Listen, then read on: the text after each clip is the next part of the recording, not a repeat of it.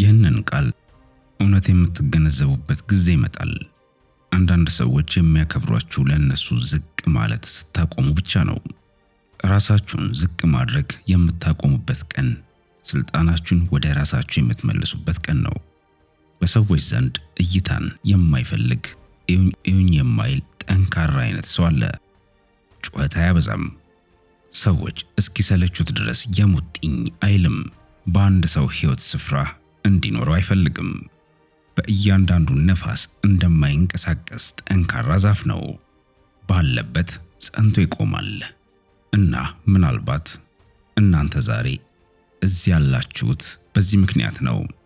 በሕይወታችሁ የሆነ ቦታ ራሳችሁን ማሳነሳችሁ ማንም ሰው የበለጠ እንዲወዳችሁ እንዳላደረገ በከባዱ መንገድ ተምራችኋል። ይልቁንም የተግባራችሁ እንድትጎዱ ብቻ ነው ያደረጋችሁ። ስለዚህ ዛሬ ልባችሁን፣ ክብራችሁንና ሰላማችሁን ሳታጡ እንደገና እንድትነሱ ስለሚረዷችሁ 5 የስቶይክ መርሆች እንነጋገራለን። አንደኛው ወጥ አቋም ስላላችሁ ይቅርታ ጠይቁ። በአብዛኛው ባለፈው ሕይወታችሁ ለቀቅ ማለትና በቀላሉ ሰውን በሚመቸው መንገድ መግባባት ሰዎች በሕይወታችሁ ውስጥ እንዲቆዩ እንደሚያደርጋቸው አስባችሁ ይሆናል። ድንበራችሁን በጥቂት ከከፈታችሁ በተጨማሪም ከእናንተ መርህ ውጪ አንዳንዴ የሰዎችን ድርጊት መታገሳችሁ እናንተ ባይመቻችሁም ለሌሎች ምቾት ይሁን ችግር የለውም ማለታችሁ የበለጠ እንድትወደዱ እንደሚያደርጋችሁ እምነት ነበራችሁ። እውነታው የሚያስተምረን ግን ሌላ ነገር ነው። ከደረጃችሁ ዝቅ ስትሉ ሰዎች አያደንቋችሁም። ከዚያ ይልቅ መጠቀም ያደርጓችኋል። ስቶይኮች ይህን እውነት ጠንቅቀው ያውቁ ነበር። ኤፒክቴተስ በአንድ ወቅት ለራስህ ምርጡን ከመጠየቅ በፊት ምን ያህል ትጠብቃለህ ብሎ ጠይቆ ነበር። ይህ እብሪተኝነት አይደለም፣ ይህ ራስን ማክበር ነው። የእናንተ ደረጃዎች ግድግዳዎች አይደሉም፣ ማጣሪያዎች ናቸው። ፍቅር ከሚመስሉ ነገር ግን እንደ መርዝ ከሚያቃጥሉ ነገሮች ይጠብቋችኋል። ስለዚህም ድንበር ሲኖራችሁ የሚናደዱ ሰዎች እናንተ ያለ ድንበር ክፍት በነበራችሁ ጊዜ የተጠቀሙባችሁ ሰዎች ናቸው። ሁሉም ሰው እንዲመቸው ማድረግ የእናንተ ሥራ አይደለም። የእናንተ ሥራ ነፍሳችሁን ሙሉ ማድረግ ነው። ሁለተኛ፣ ሰላማችሁን በማንም ሰው ሁከት አትለውጡ። እንደ አውሎ ነፋስ ወደ ሕይወታችሁ የሚገቡ ሰዎች አሉ።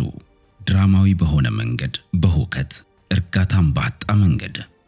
እንደዚህ አይነት ሰዎች እናንተን ወደ ጉዳታቸው፣ ስሜታቸው፣ የትኩረት ጥማታቸው ይጎትቷችኋል እና ቀስ እያላችሁም የእነሱ ትርምስ የእናንተ ኃላፊነት እንደሆነ ማሰብ ትጀምራላችሁ።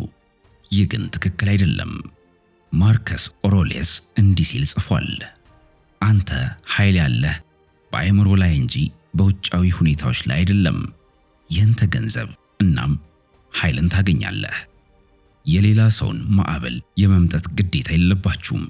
እናንተን ለማይረዱና ንግግራችሁን አሉታዊ በሆነ መንገድ ለሚረዱ ሰዎች ራሳችሁን ማስረዳት አይጠበቅባችሁም።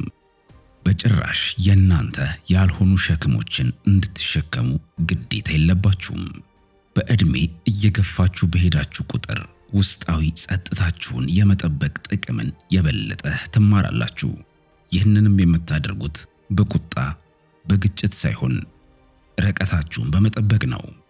ይህንንም የምታደርጉበት ምክንያት ሰላም ውድ ስለሆነና ትርምስ ርካሽ ስለሆነ ነው። አንዳንድ ሰዎች ሰላማችሁን በግርግራቸው ሊገዙ ይሞክራሉ፣ እናንተ ግን አትፍቀዱላቸው። ሶስተኛ፣ ለማይጨነቁ ሰዎች ራሳችሁን ማረጋገጥ አቁሙ። በሕይወታችሁ ውስጥ ከሚመጡት በጣም ጥልቅ ድካሞች ጥቂቶቹ የሚመነጩት ችግር ላለባቸው ሰዎች ዋጋችሁን ለማሳመን ከመሞከር ነው። ትኩረት ለማይሰጣችሁ ሰው በቂ ለመሆን መሞከር፣ መሰረታዊ አክብሮት ለማያሳይ ሰው ታማኝነትን ለማሳየት መሞከር፣ ለማይሰማ ሰው ልባችሁን ለማስረዳት መሞከር ጥልቅ ድካም ነው። እውነታው ግን ቀላል ነው። አንድ ሰው ዋጋችሁን ጥረታችሁን፣ ታማኝነታችሁን ማየት ካልቻለ ራሳችሁን ዝቅ ማድረጋችሁ ማንነታችሁን እንዲመለከት አያደርገውም። ይልቁን የእናንተን በራሳችሁ ላይ ያላችሁን መተማመን ያጠፋዋል። ሴኔካ አንድ ሰው ወደ የትኛው ወደብ እንደሚሄድ ካላወቀ ምንም አይነት ንፋስ አይረዳውም ብሏል። ኃይላችሁን በተሳሳተ ተመልካች ላይ ስታደርጉ አቅጣጫችሁን ታጣላችሁ። ግቦቻችሁ ደብዛዛ ይሆናሉ። ማንነታችሁ ተሰባሪ ይሆናሉ። በውስጣችሁ ያለው እሳት አቅም ያጣል። በሌላ ሰው ታሪክ ውስጥ ጀግና ለመሆን በመሞከር ሕይወታችሁን አታባክኑ። የራሳችሁን ታሪክ ጻፉ። የእናንተ መኖር ለሚሰማቸው ሰዎች ኑሩ እንጂ ከምንም ለማይቆጥሯችሁ አትኑሩ። ሰላምን ለሚሰጧችሁ መልካምን ሁሉ ስጡ እንጂ ቁስልን ለሚሰጧችሁ አትስጡ። ሌሎች ሰዎች በእናንተ እንዲያምኑ ወይም ከእናንተ ጋር እንዲስማሙ ለማድረግ ሕይወታችሁን መግፋት አያስፈልጋችሁም። ዓላማችሁ ልትሆኑ ወደ ፈለጋችሁት ሰው በማደግ ላይ ማተኮር ነው። አራተኛ፣ የሚጎዳ በሚሆን ጊዜም እንኳ ክብራችሁን ጠብቃችሁ ራቁ። ማድረግ ያለባችሁ በጣም ጠንካራው ነገር በቀላሉ ነገሩን ትቶ መሄድ የሆነባችሁ ጊዜያት ይኖራሉ። በቁጣ በበቀል መንፈስ በምሬት ሳይሆን በዝምታ ከሁኔታው ራቅ ማለት። ምክንያቱም ዋጋችሁ ፍቃድ እንደማያሻው ስትረዱ ዝምታ ነው የምትመርጡት። ስቶይኮች ትቶ መሄድ መሸነፍ እንዳልሆነ ያምኑ ነበር። ይልቁን ይህን ማድረግ ግልጽነት ነው። ነፍሳችሁ ላደገችበት ነገር ልባችሁ መታገል የሚያቆምበት ጊዜ ነው። መከራ ታማኝነት እንዳልሆነና እንግልት ፍቅር እንዳልሆነ የምትገነዘቡበት ጊዜ ነው። ማርከስ ኦሮሌስ እንዲህ ሲል ጽፏል። ለቁጣ ከሁሉ የተሻለው መልስ ዝምታ ነው። ዝምታ ድክመት አይደለም። ዝምታ ጥበብ ነው። ከእናንተ አቅም በታች በሆኑ ጦርነቶች ውስጥ ለመስጠም ፍቃደኛ አለመሆን ነው። ከትምክህት ይልቅ ሰላምን፣ ከጉዳት ይልቅ ፈውስን፣ ከራስ ወዳድነት ይልቅ ራስን ማክበርን የመረጣችሁበት ጥበብ ነው። እና ትክክል ነው። ትቶ መሄድ ህመምን ይፈጥራል። ነገር ግን ያ ህመም አንድ አስፈላጊ ነገር እንዳጣችሁ የሚያሳይ ምልክት አይደለም። በመጨረሻ ለሚገባ ነገር ቦታ እየሰጣችሁ መሆኑን የሚያሳይ ምልክት ነው። አምስተኛ፣ የምትኮሩበትን ሰው ሁኑ። ከዓለም ጋር ለመመሳሰል ራሳችሁን ዝቅ ማድረጋችሁን ስታቆሙና ከዓላማችሁ ጋር ለመመሳሰል ራሳችሁን ማሳደግ ስትጀምሩ ሕይወት ቀላል ትሆናለች። በተለየ መንገድ መናገር ትጀምራላችሁ። በተለየ መንገድ መንቀሳቀስ ትጀምራላችሁ። በተለየ መንገድ ማሰብ ትጀምራላችሁ። ከሰዎች ተቀባይነትን መፈለግ ታቆማላችሁ። ለመስማማት ማንነታችሁን መተውና ማጎብደድን ታቆማላችሁ። በቀላሉ የምትኖሩት በዓላማ ነው። ስቶይኮች ከፍተኛው የጥንካሬ አይነት ባህሪ ነው ብለው ያምኑ ነበር። ዝና፣ መልክ፣ ሁኔታ ሳይሆን ባህሪ። ኤፒክቴተስ መጀመሪያ ምን እንደምትሆን ለራስህ ተናገር፣ ከዚያም ማድረግ ያለብህን አድርግ ሲል ተናግሮ ነበር። እና ምናልባትም የጠፋባችሁ ነገር ይህ ነው። ራሳችሁን እንደገና የማስተካከልና የማየት ጊዜ ያስፈልጋችኋል። ራስን ዝቅ ማድረግን የተማረውን የራሳችሁን ስሪት መቀየር ያስፈልጋችኋል።